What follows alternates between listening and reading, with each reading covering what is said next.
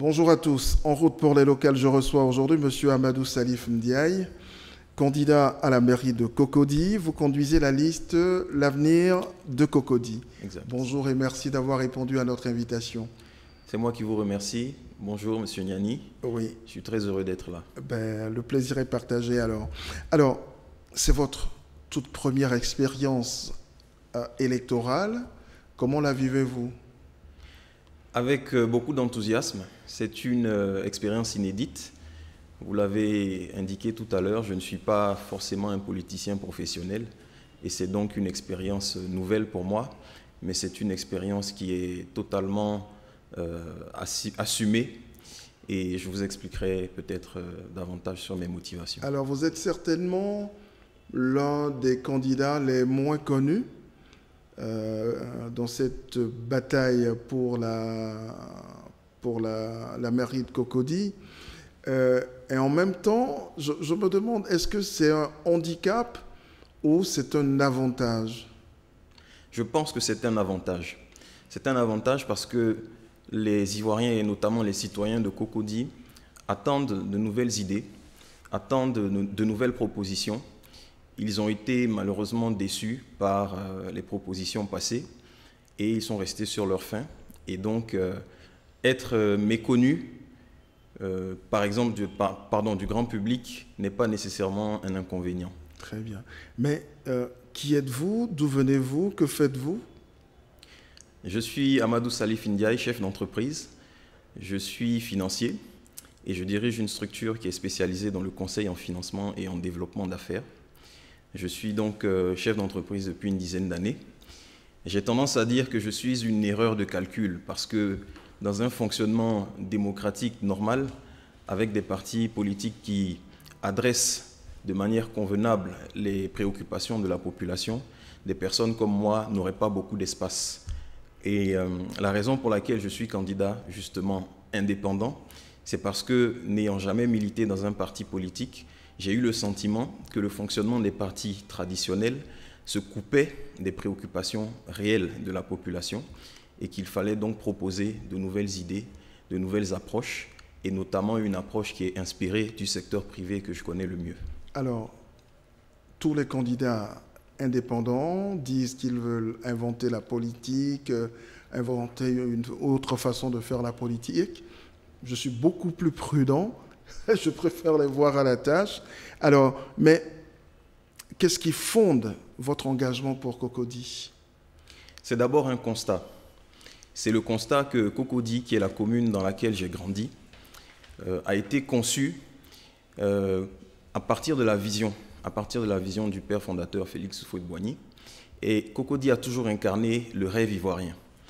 Et malheureusement, Cocody n'a pas été dimensionné pour accueillir une population aussi importante que celle qui existe aujourd'hui sur son territoire. Et le fait que cette population ait cru de manière importante pour atteindre quasiment 1 million de personnes aujourd'hui selon les sources officieuses et 450 000 personnes selon les sources officielles, pose des problèmes d'urbanisme, des problèmes de logement, des problèmes de transport, qui sont des problèmes concrets auxquels les populations attendent des réponses et qui malheureusement se heurtent à des questions et des débats politiques qui ne sont pas en phase avec leur quotidien. Très bien, on va en parler tout à l'heure. Alors, mais faut-il forcément, pour mener des actions au bénéfice de Cocody, faut-il forcément passer par la mairie? Aujourd'hui, il est une évidence, il y a des actions citoyennes qui marchent 2 fois mieux que des actions politiques. Je suis d'accord avec vous pour dire que être à la mairie n'est pas la seule voie.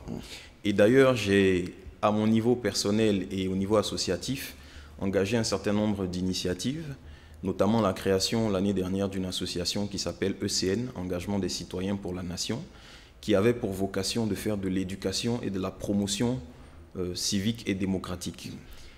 Malheureusement, avec toutes les personnes qui m'entourent, nous sommes également arrivés à une conclusion qui est celle que l'outil de développement que constitue la mairie, l'outil de développement local que doit constituer la mairie, il vaut mieux le contrôler, a besoin d'être mieux géré.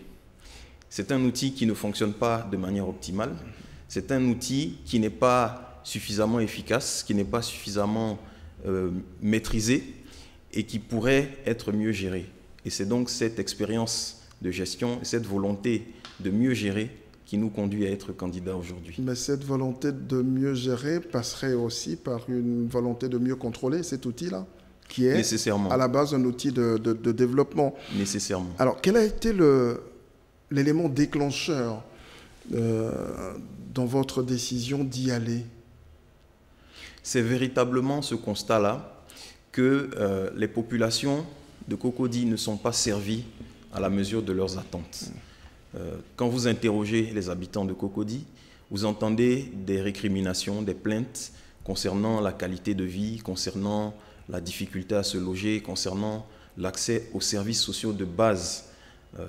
Le thème de ma campagne, c'est bâtir ensemble une commune plus juste. Et justement, vous comptez faire mieux que les autres? Oui, je suis convaincu de pouvoir faire mieux que les autres. Alors, pas parce que je compte uniquement sur mes capacités, mais parce que je compte également sur la qualité de l'équipe que j'ai rassemblée. Et je compte bien entendu sur la participation des habitants eux-mêmes qui, pour une fois, auront en face d'eux une équipe municipale qui est prête à travailler avec eux. Très bien. Alors, nous sommes allés justement à la rencontre de, si je peux me permettre, de vos futurs administrés, si ça marchait le 13 octobre prochain. Alors, ce sont des habitants qui font eux-mêmes l'état des lieux des problèmes de leur commune. On les écoute et puis on retourne en plateau. Parfait. Cocody a aussi ses lots de problèmes, notamment le quartier Palmeraie où on parle d'inondation à tout moment. Au niveau des marchés, il va falloir aussi essayer d'agir de sorte à ce que le vivrier soit vraiment auprès des ménages et que les femmes ne soient pas... En fait, il faut qu'il y ait un marché de grossistes, un marché de gros plutôt au niveau de Cocody. Et puis au niveau, j'allais dire, habitation, qu'on permette aux uns aux autres de ne pas construire n'importe comment, surtout au niveau des quartiers où les gens barricadent et ça crée des embouteillages, où d'autres se lèvent, ils font des R+2, +3 alors que ce n'est pas préconisé.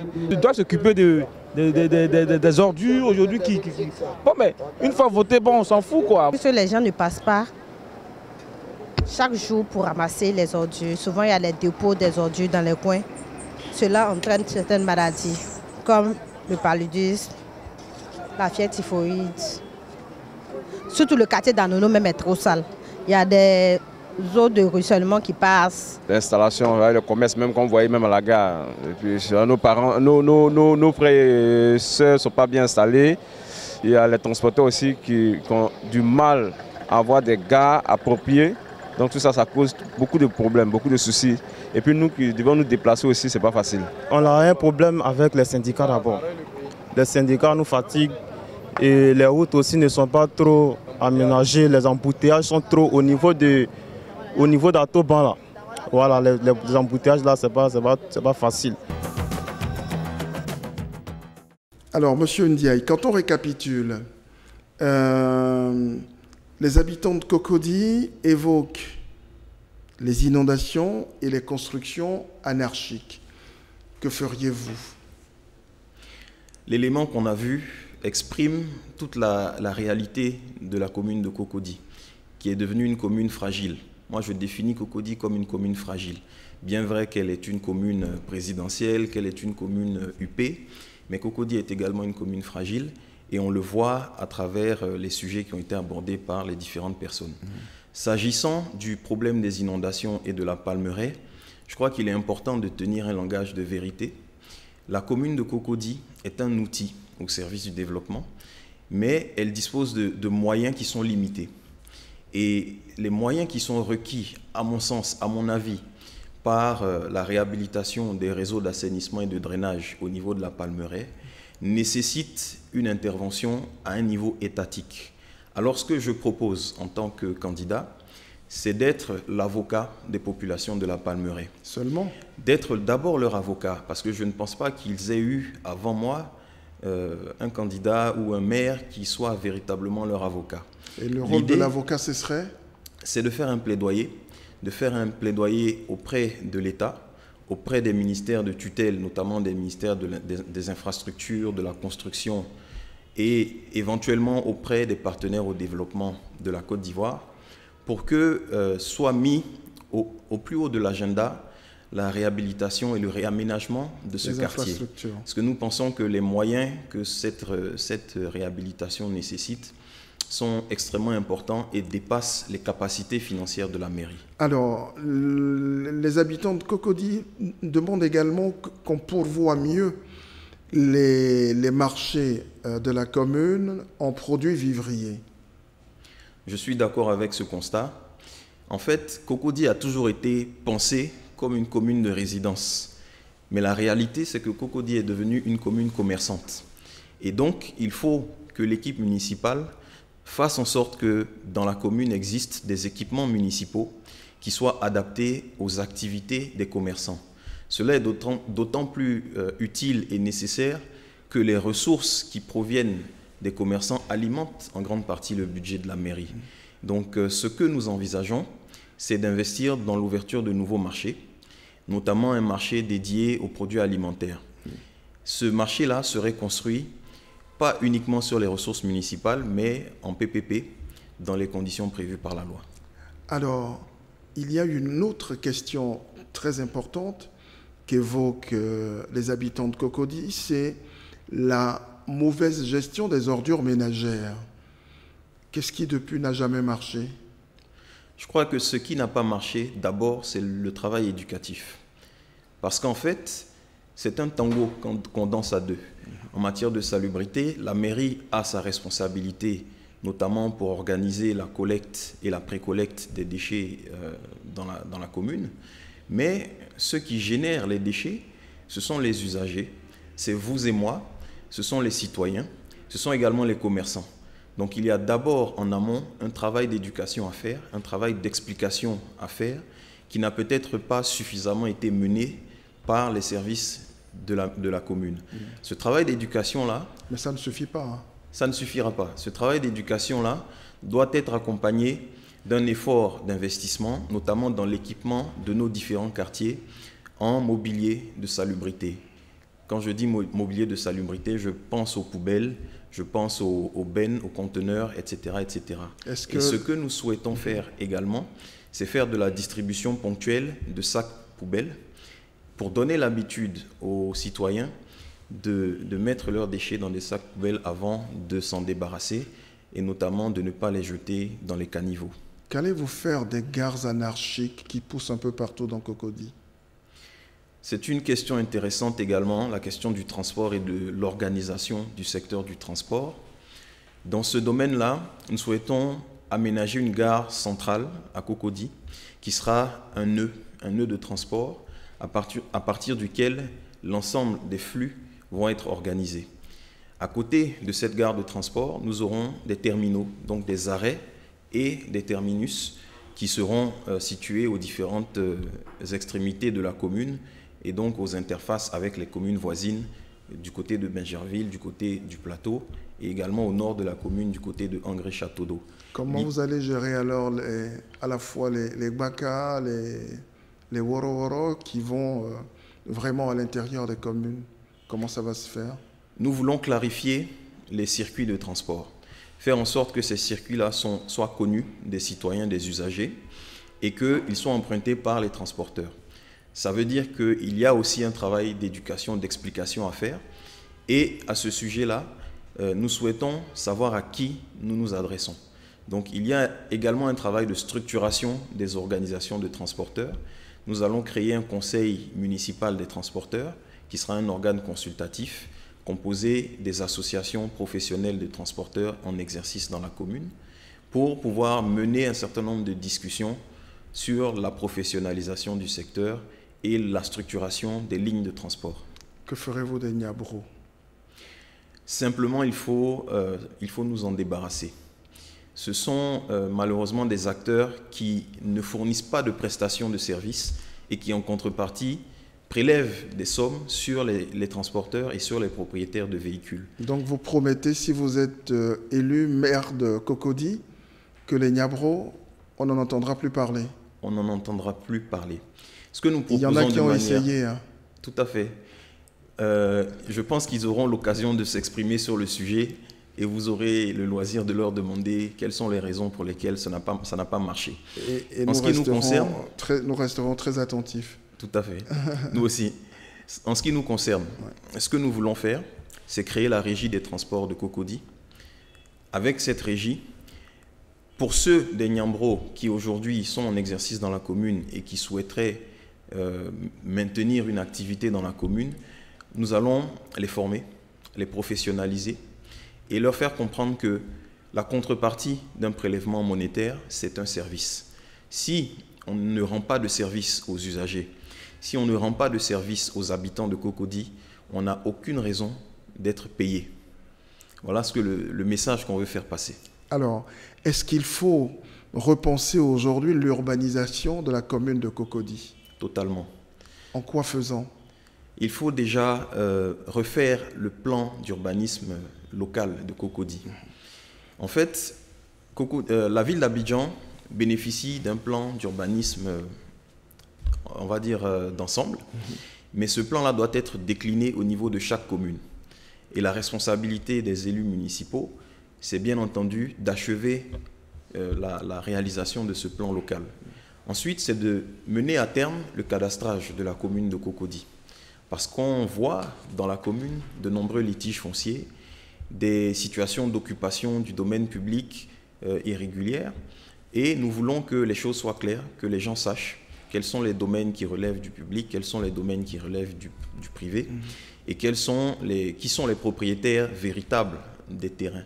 Donc nous voulons faciliter tout ce secteur-là en menant à terme le cadastrage et le plan, la planification de la commune, et mettre également à la disposition des habitants de la commune ce qu'on a appelé le comité de règlement des litiges fonciers et immobiliers. De façon à ce que chaque fois qu'un litige existe, les habitants aient la possibilité de s'adresser à ce comité municipal qui interviendrait à titre amiable et avant toute procédure judiciaire. Alors, nous allons maintenant entrer dans le vif du contenu de ce que vous proposez. Là, ce sont des réponses que vous avez apportées aux questions des usagers. Je pense qu'elles sont bien argumentées dans tous les cas. C'est eux qui apprécieront. Alors, vous avez une vision que vous nommez Cocody puissance 40. C'est-à-dire qu'à l'horizon 2040, Cocody doit être la capitale de l'économie numérique et la Silicon Valley de l'Afrique de l'Ouest, la capitale des arts de l'Afrique francophone, le cerveau de l'Afrique francophone, le pôle touristique majeur, je précise bien, c'est ce que vous avez écrit, du district d'Abidjan. Et tout cela se retrouve à l'intérieur du bâtir ensemble une commune plus juste. C'est ça aussi. Exactement. Alors, comment allez-vous financer cela, ce vaste projet? Merci beaucoup pour la question. Avant de commencer, j'aimerais juste resituer un peu notre cadre de réflexion. En fait, le drame de Cocody aujourd'hui, c'est que la commune n'a pas suffisamment été pensée à l'avance. Cocody n'a pas été conçue pour 1 million d'habitants. Et donc, la responsabilité d'un élu local en 2018, c'est de penser Cocody à moyen et long terme. C'est pour ça que nous avons mené cette réflexion-là à l'horizon 2040 pour essayer d'imaginer ce que pourrait être la commune de Cocody.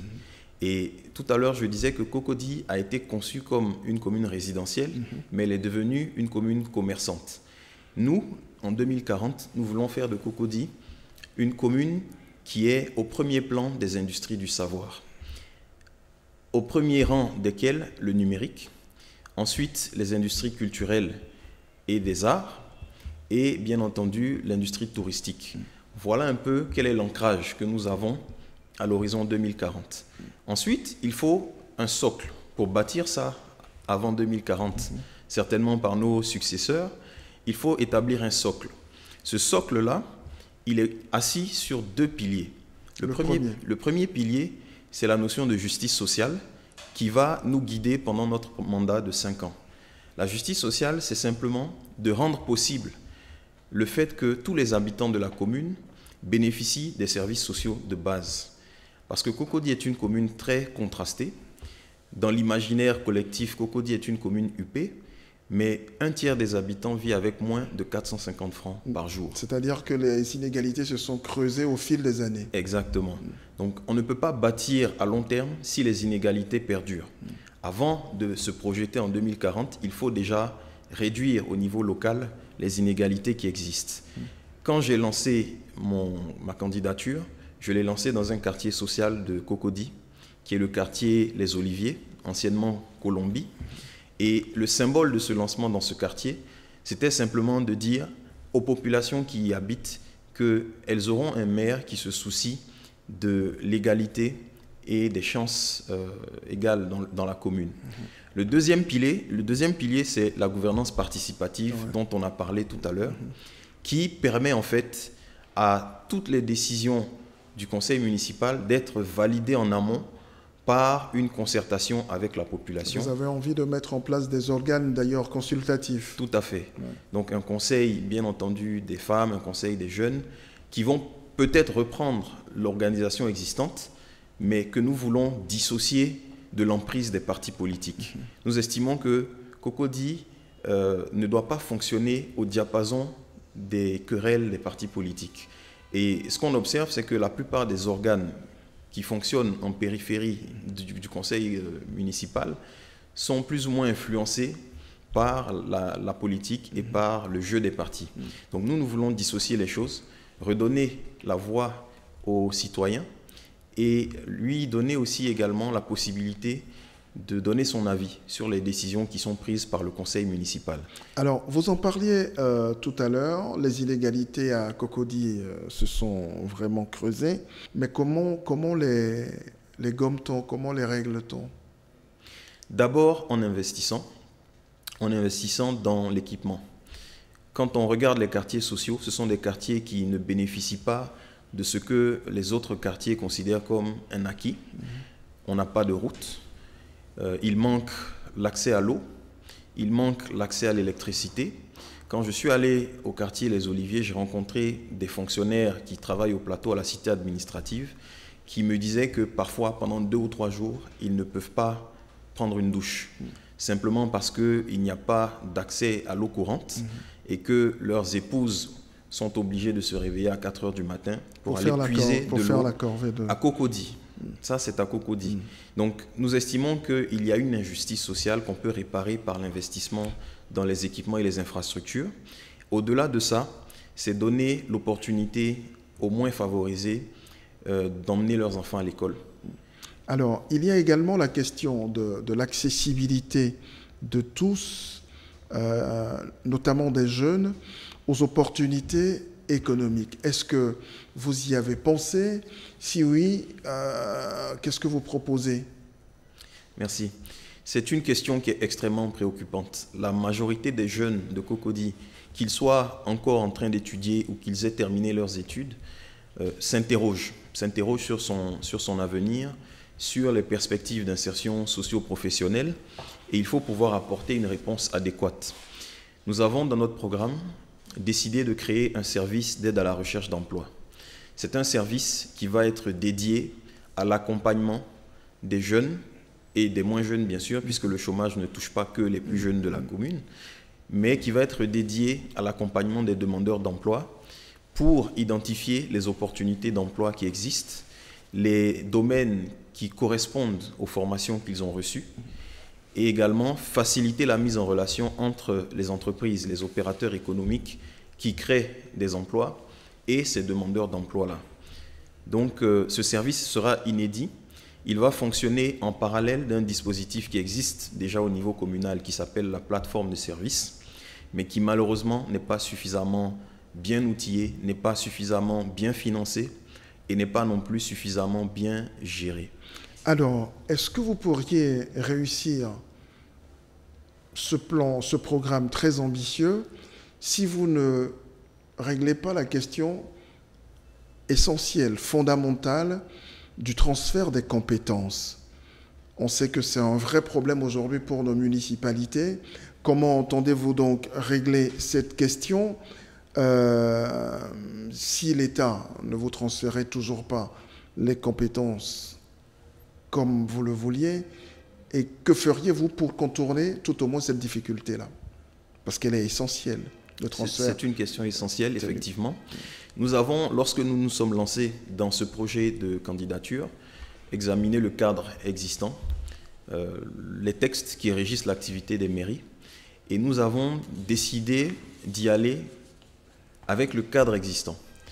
Et ce que nous souhaitons, c'est qu'il y ait un dialogue dynamique avec toutes les tutelles qui sont impliquées dans la gestion des mairies, la préfecture, le ministère de l'Intérieur, maintenant le ministère de la Ville qui vient d'être créé, qu'il y ait un dialogue dynamique pour justement examiner les conditions dans lesquelles les compétences des mairies pourraient être étendues, sachant que les compétences sont aujourd'hui bien définies avec une matrice qui répartit les compétences entre les différents échelons administratifs et décentralisés. Est-ce que vous avez cherché à voir à quel point le manque, la non-effectivité de ce transfert des compétences impacte sur l'activité même des municipalités?